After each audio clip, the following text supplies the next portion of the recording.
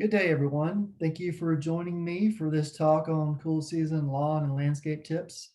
I'm going to speak more lawn tips than landscape, but I wanted to kind of get the creative thoughts going on landscape options for your yard, um, really for the springtime.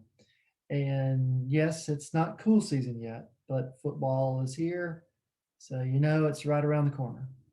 So thank you for those that registered on the Eventbrite website for this free event. However, the presentation is not live. Originally, I had planned for a 15-minute live question and answer session after the talk, but since there has been a rise in Zoom bombings um, of these types of free events, I've decided to record the presentation simply as a video clip.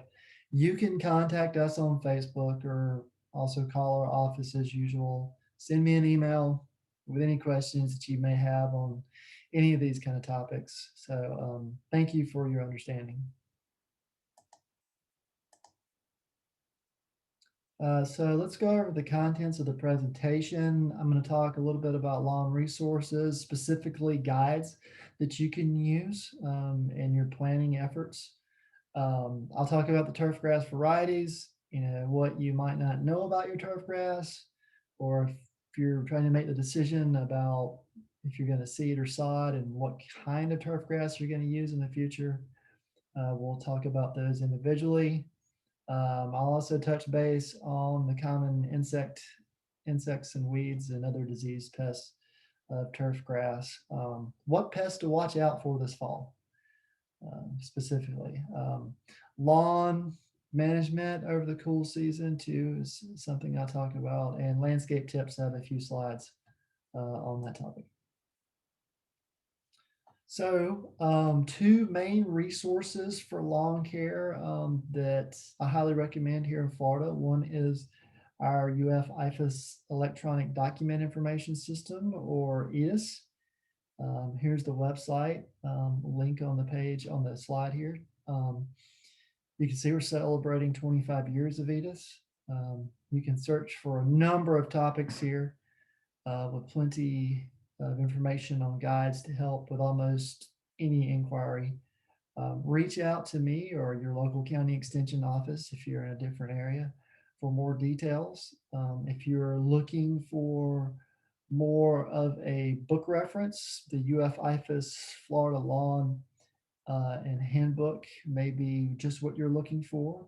And this can be purchased from our IFAS bookstore, and I think it's around 20 or 25 bucks. And there's the link to our IFAS bookstore just above the photo. So a little bit more about resources continued under EDIS. Each turf grass variety that we're going to talk about today has its own long document regarding management measures that you would need to consider when having that type of lawn. So here's just an example of St. Augustine grass for Florida lawns that can be downloaded as a PDF from our EDIS site. So, common turf grass types. So, Bahia grass, Bermuda grass, St. Augustine grass, zoysia grass, and centipede grass, the big five. So, that's the ones that we'll talk about today. Whether you're planning, like I said, to sod or seed in the spring, or you just don't know that much about the grass that you have in your yard and you want to know more, I thought it would be a good idea to start off by defining each of the types of turf grasses. You might be like me with an older, much older lawn, and you really have, I don't know, I probably have four out of the five types of grasses in my yard. So, how would one manage such a yard? It's best to determine what your largest percentage of the particular turf grass that you have there and just kind of go with that. If you have a significant amount of centipede, I'd recommend managing it as such. Centipede may very well take over the yard as it runs pretty well. As for planting grass, again, your best time is in the spring to do so, whether you're seeding or sodding or sprigging. April and May are really prime months. We get about 40 plus inches of rainfall during a year, in Gulf County, with the majority falling from July through September. Um, by the time you plant, seed, or sod, or sprig in the spring, and water occasionally, the grass should be well on its way to establishment by the time the heavy rains get here. Anyway, that's the optimal scenario. Fall is a good time to plan for next year, as turf grass begins really to go dormant in October, or at least semi dormant in October. So get that soil test done this fall, install or repair that irrigation system, scout for insect pests and fungal diseases, and apply that herbicide. Get ahead of those warm season weeds that are going to be lurking around the corner next year for next year. So check us out too on our UF IFAS Extension Gulf County Facebook page. It's just too long of an address to type in here. If you were to go Google Gulf County Extension Facebook page, I'm sure the link will pop up. There are one-page fact sheets on each of the 5 types of turf grass commonly used in Florida on our Facebook now. These fact sheets are really condensed, scaled down versions of the UF IFAS EDIS long publications that I was just talking about. These fact sheets are just meant to give you a quick snapshot of the characteristics of each one of the turf grasses. So let's dive in. We'll talk about Bahia grass first. Some of the advantages of Bahia is it's pretty well drought tolerant. It has low fertility and maintenance to it, so you don't have to really water and fertilize it as heavily as you would some of the other turf grasses. There are really few pests that are involved with Bahia. It establishes from seed. I'm sure you've seen these V seed heads pop up on these large stalks in your yard. If you don't have a Bahia grass yard and this starts popping up, you also consider Bahia grass a weed in your yard at that point. So many pastures in our area as well that are heavily Bahia grass pastures in the region. There's no doubt seed's going to be blown around and you're going to have some Bahia in your yard, like myself. Some of the disadvantages for Bahia grass, coarse stems that are difficult to mow. You have to keep those blades pretty sharp to make sure you keep those stalks down. Again, prolific seed head production in the summer, especially, from June through probably September. Really heavy seed head production. You're going to see a lot of that. It's really, this type of grass is intolerant to high pH, so alkaline soil is not the greatest for Bahia grass. Low iron, if you have a Bahia grass yard, you'll need to supplement with iron during the summers. Ironite is a great fertilizer to use. Maybe an application or two during the summertime when the torrential rain gets here is a good time for that. Bahia grass is not very salt tolerant, so salt spray, if you're right on the coastline in an area where you're going to get maybe some salt spray from time to time, Bahia grass probably not your best option. Mole crickets can infest any turf grass situation, but Bahia grass seems to be least tolerant for mole crickets. Some of the varieties, really mainly the two here in the Panhandle, are Pensacola, which is really a finer blade, very cold tolerant, great pasture grass, and Argentina, which is a wider blade, not as cold tolerant, but definitely a lot more seed heads involved with that variety. Now on the Bermuda grass, similar seed head kind of to Bahia, but with more of a prong kind of look. Not as probably prolific as a seeding head as Bahia. Some of the advantages: it grows vigorously. I have actually experimented with Bermuda and part of my yard, just in an area where I had trouble with coverage, and it did really well and grew vigorously and really established fast. Um, and in doing so, that's why it can tolerate a wide range of soil and climate. Has really good wear. This is a favorite for golf greens and golf fairways in areas. Um, so it has a really good wear potential. It's pretty well drought tolerant and salt tolerant as well. Again, it's rapid with establishment. Disadvantages: nematodes. Nematodes are a big issue with Bermuda, and thatch buildup. So thatch is an organic matter that accumulates. So really, this is the density of living and dead plant material together um, that can cause issues in uh, grass being able to grow. Poor shade tolerance. Again, it can be very aggressive grass as well. There's some of the varieties um, with the common celebrity are some that are used here in the Panhandle. St. Augustine, sort of an older favorite. Still a lot of people saw St. Augustine in areas. Um, Best shade tolerance of any of the warm season grasses. So if you have a lot of um, tree canopy on your property, this is a good grass to have. It's good salt tolerance too, so it's great around these coastal areas. Establishes really quickly with sod. Um, Adapted to a wide variety of climates and soils here in Florida. Disadvantage: requires supplemental irrigation during dry weather. You definitely want to have a turf irrigation system if you have.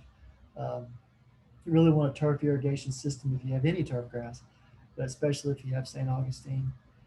Chinch bugs and fungal problems, especially chinch bugs, um, is a big problem with St. Augustine. So be careful and definitely scout for chinch bugs. Um, has poor wear tolerance. If this is a lawn that you want to be on, you want to have some activities on, this is probably not the grass for you in your backyard or front yard. Lots of varieties. It comes in a dwarf and semi-dwarf varieties. Many herbicides are not approved for St. Augustine, so also take that into consideration. Also, if you're passing spots, be sure that you know the variety that you need. You can see by the slide here, there is a definite difference in the colors, shades of some of these varieties of St. Augustine. So be wary of that. Zoysia grass. This has become really a coastal trend now. A lot of your HOAs that are going on, developments along the coastline um, are putting in a lot of zoysia grass. It reminds you a lot of Bermuda. The way that the texture of it, just has a wider blade. It's very salt tolerant, medium to shade tolerant, has really good wear like Bermuda does, but and it's tolerant to a wide range of soils and pHs here in Florida. Does have nematode susceptibility and large brown spot, a fungal disease that gets into zoysia and is difficult.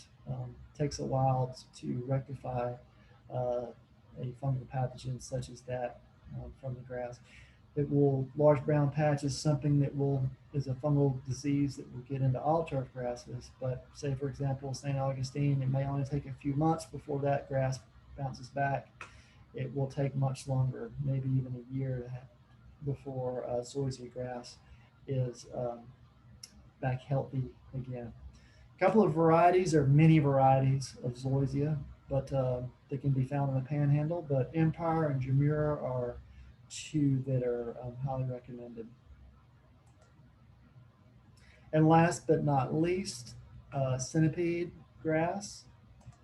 Um, so advantages for centipede: low fertilization requirements, really doesn't need a heavy watering requirement either.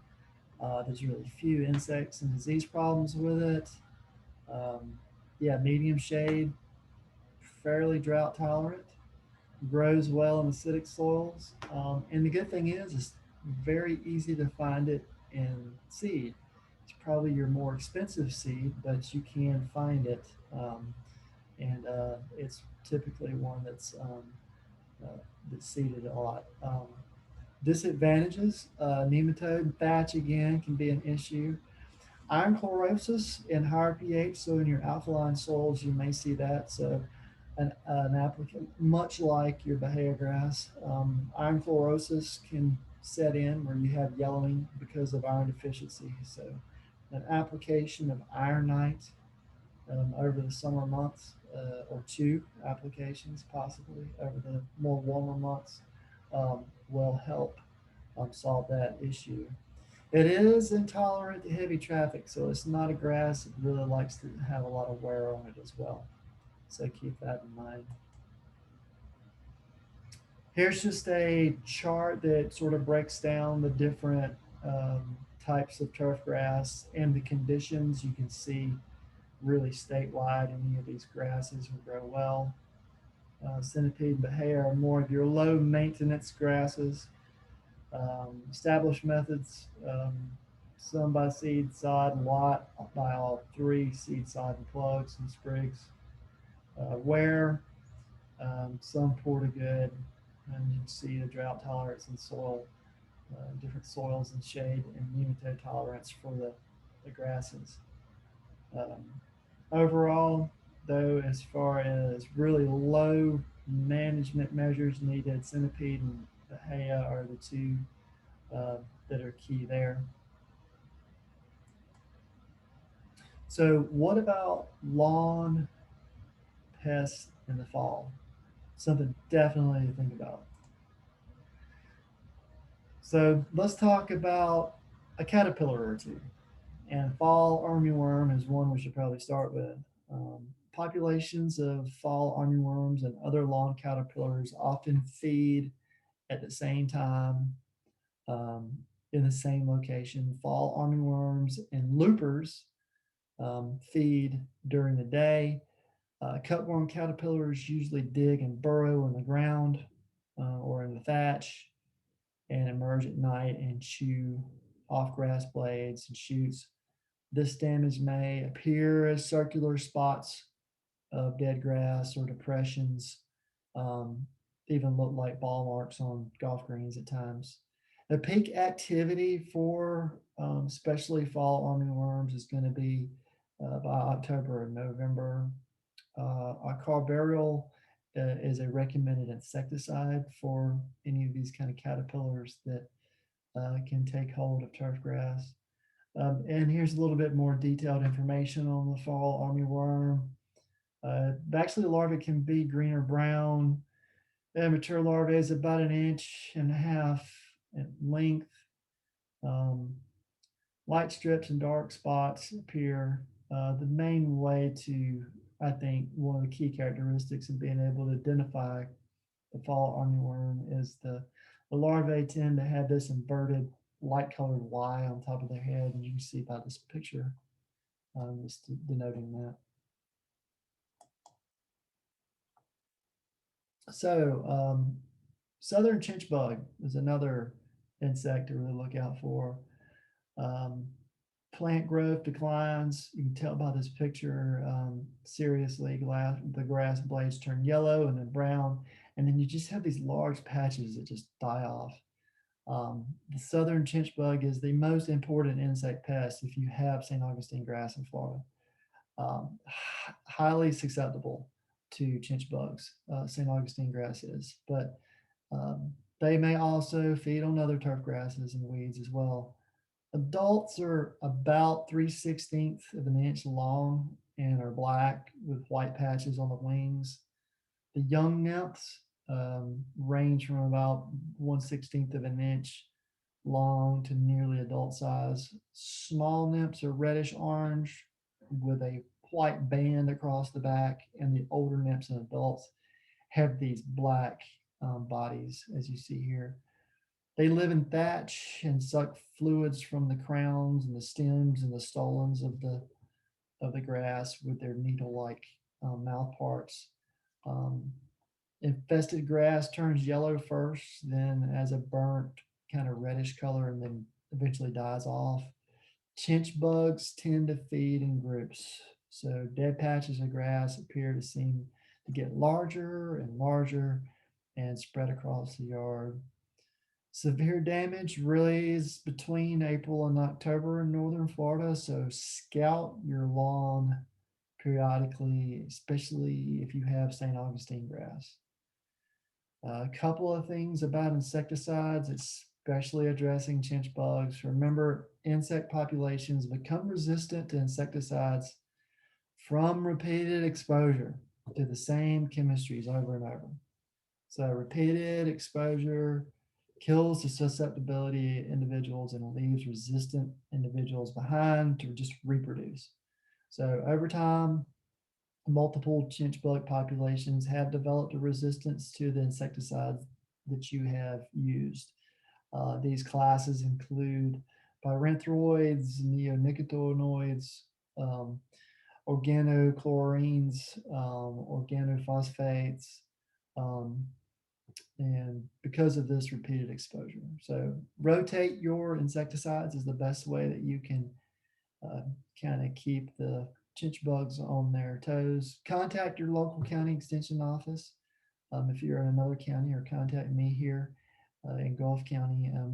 I can help with recommendations if you suspect a chinch bug infestation. So mole crickets, they are definitely non-native. Um, they tunnel, uproot plants, making grass roots just completely dry out.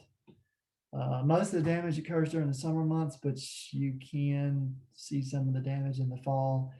Um, there's typically eggs hatching in August, and the adult flights are in September and November through November. So generations overlap too, making it difficult to control the population. So definitely scout through November. Carbaryl, bifenthrin, imidacloprid are recommended insecticides for mole crickets. But please give me a call. I definitely help you select the proper insecticide for any kind of mole cricket outbreak. Just a slide just illustrating the three different types of mole crickets. So you may find one or two or all three in your yard, and may think, well, what's going on here? I thought there was just one mole cricket. So there's a tawny mole cricket, a short-winged mole cricket, and a southern mole cricket. You can definitely tell the southern mole cricket's a lot darker than the other two.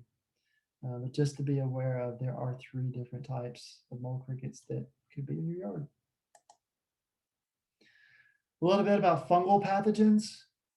Um, Most common cause of plant disease, really.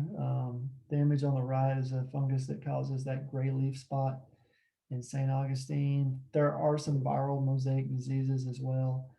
Um, it's really a year-round problem, but really prolonged rain periods like we just had are when lawns are really stressed out due to drought. So one extreme to the other is when these type of pathogens kind of flourish. So fungicides may be needed, but your extension office can help you. Your extension agent can help you identify the pathogen and be able to recommend the fungicide needed to combat the issue. But just be on the lookout and definitely scout your grass for any kind of issues like this.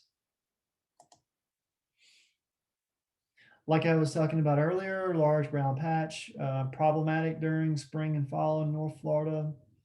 Um, Reduce these disease outbreaks by avoiding excess nitrogen in water. Water is definitely a big culprit. Zoysia grass, again, very susceptible to this disease. Um, if you have had this issue in your zoysia grass lawn before, it's not a bad idea to do preventative fungicide treatments yearly, kind of get ahead of the game for that type of grass. But just to be wary, definitely scout and see if you find these kind of things periodically throughout the year because you will need to spray to be able to control large patch. Take all root rot is another fungal disease, and all turf grasses are susceptible to it, and it kind of goes hand in hand with nematodes as well. Where you find one, you generally find the other. Early fall is typically when you'll find this. Initial symptoms are really above ground, and these irregular kind of shaped patterns, these yellow chlorotic kind of areas in a long or lighter green patches in a yard, ranging from just a few inches to a few feet is what you'll find. Again, abiotic stresses can accelerate um, this kind of fungal pathogen issue. So just a note about managing weeds and turf grass. Just remember, weeds love too much water. They love too much fertilizer. They love bare spots.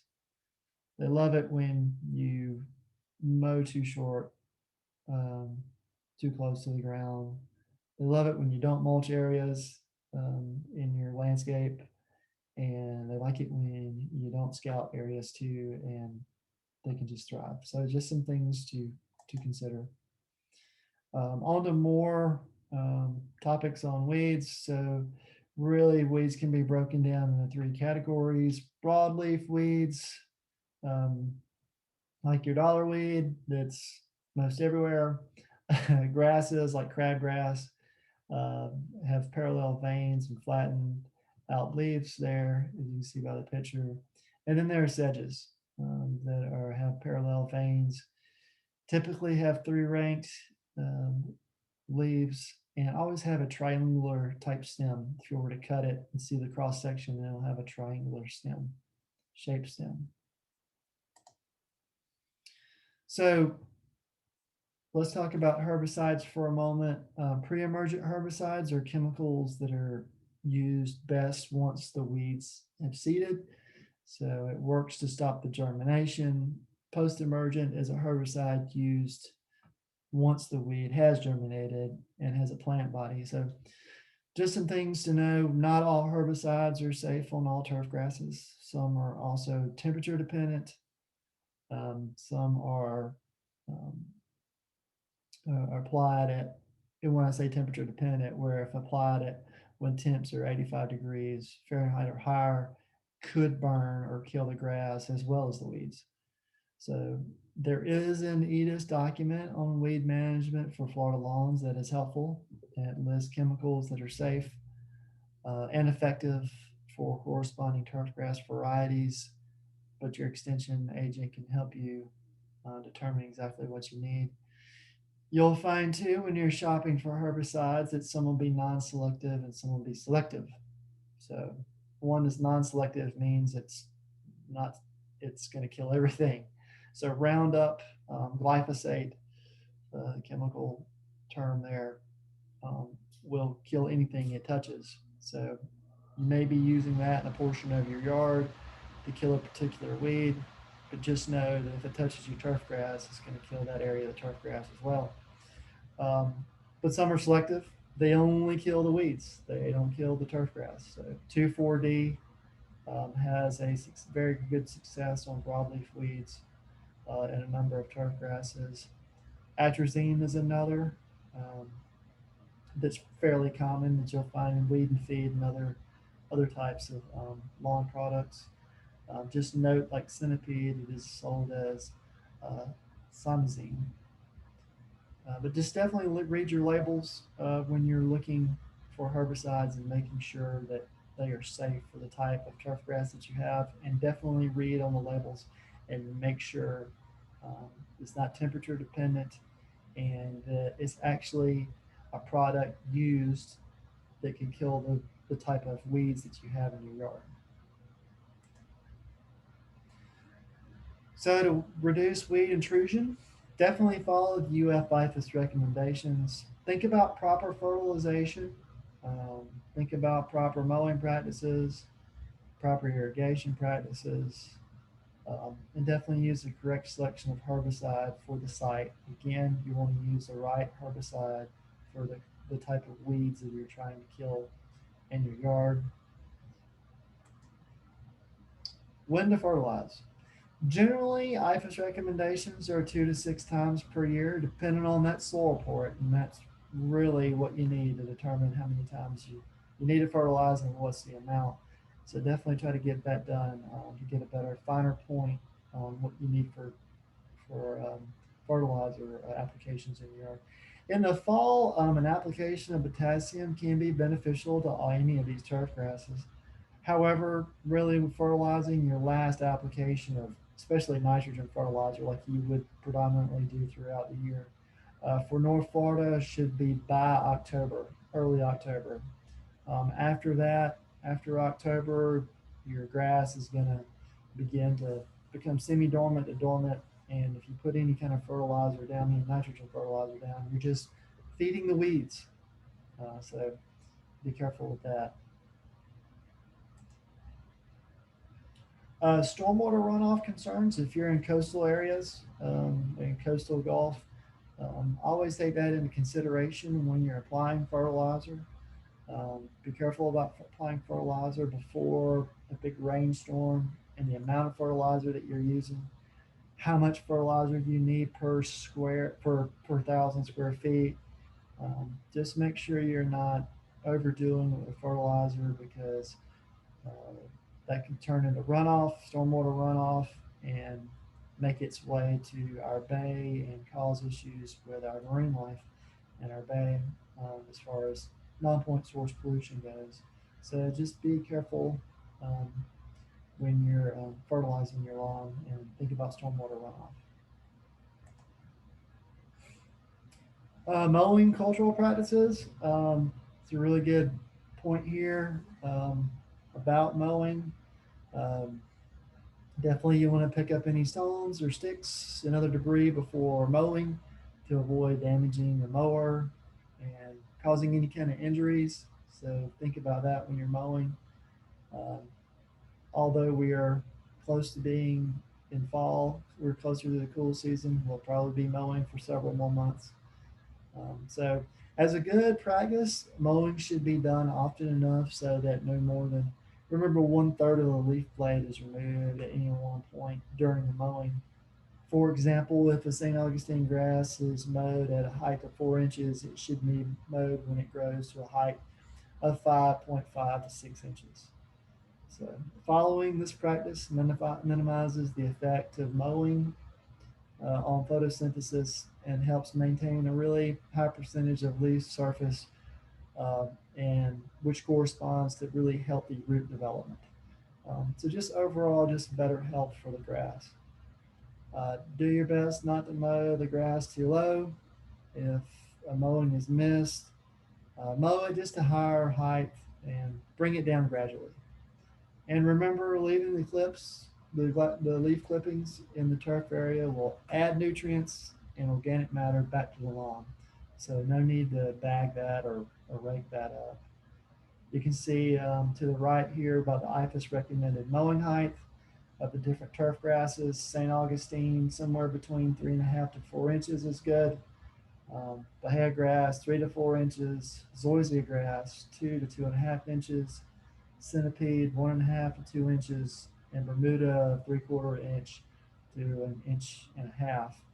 And the way you measure that is just use a tape measure and set your mower deck height at where you need it to be, and just measure from there.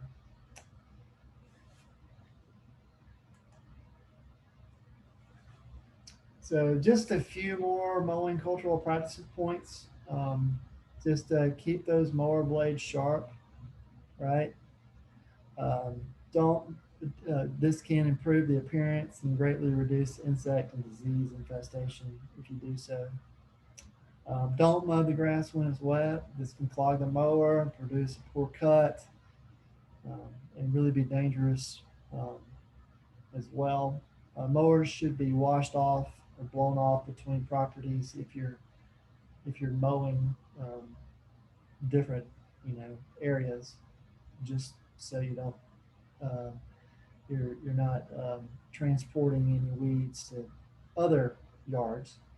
So keep that in mind as well. Please use any kind of protective safety equipment. Avoid wearing open-toed shoes or and wear ear protection while you're mowing too. It's very helpful. Now I'm going to kind of shift gears here towards the end of the presentation and just talk about some landscape resources, something for you to kind of think about going forward here in the fall. Maybe you're trying to put a plan together for next year. Um, there's invaluable, or maybe even this year, there's still some plants that could be. You may want to do some work during this fall too, like I plan to do a little work, but around my yard. But there's an invaluable reference that hopefully you know about already, but it's really a great reference. It's called the Florida Friendly Landscaping Guide um, to Plant Selection and Landscape Design. Again, an invaluable reference. I use this a lot. I recommend it a lot to homeowners. You can download this for free as a PDF. Um, just Google that, just Google Florida Friendly Landscaping Guide, and this more than likely will come up. It's a great reference to use in planning for installing a new landscape, or if you're just sprucing up an old landscape bedding area like I plan to do.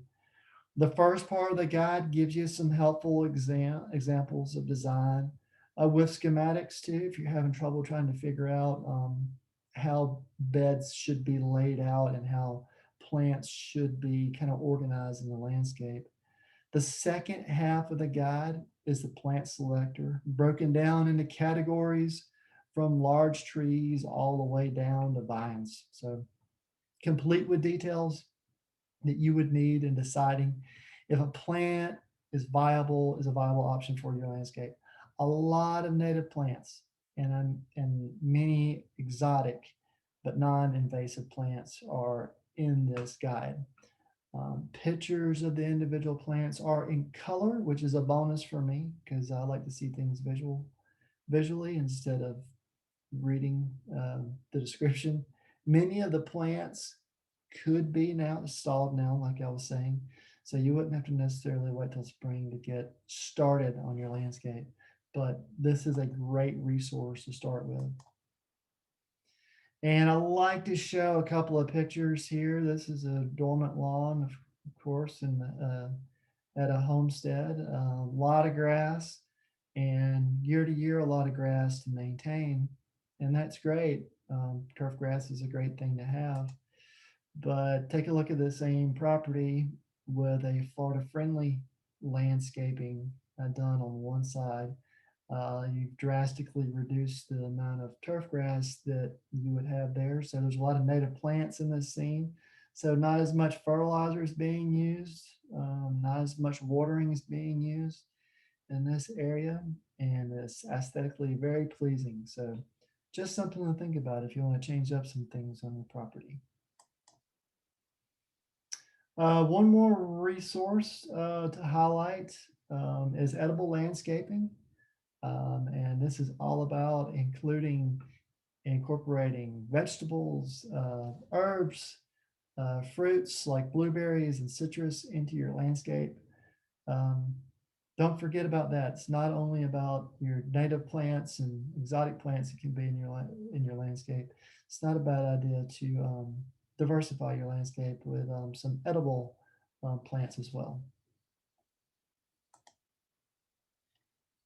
Well, thank you for joining us, or joining me today, I should say. Contact us on Facebook. There's my email address, our office number there, if you have any questions. And thank you very much. Happy gardening.